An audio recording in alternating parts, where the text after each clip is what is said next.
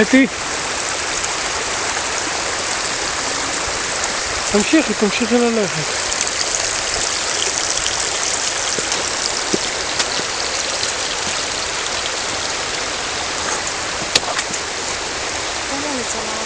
מה? מה אתה עושה? דרכים, הממשלה דואגת פה לחשמל, והמצב הכלכלי של תושבי העמק הולך ומשתפר, והם פשוט משקיעים הרבה מאוד כסף בלשפץ פה את הבתי קיץ שלהם.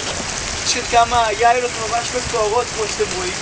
יש להם כסף, הם בונים פה, הם מעלים לפה חומרי בנייה עם משאיות, וחיים כאן כמה אנשים מאוד מאוד רציניים, אקדמיים, והם פשוט עולים לפה כי